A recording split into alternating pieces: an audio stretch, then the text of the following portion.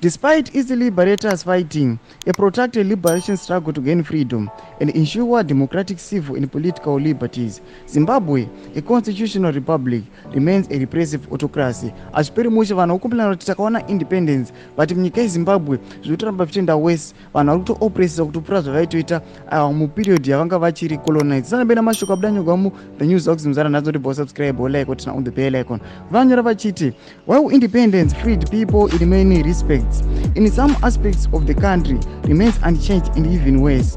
Under the late former President Robert Mugabe, the now President Emerson Mnangagwa, Zimbabweans has been reeling under the jackboot of authoritarian political repression. The arrest of former opposition minister and MP Jameson Timber and 78 others for merely hosting a private meeting on 16 June to discuss youth issues over a bribe demonstrates and beyond reasonable doubt.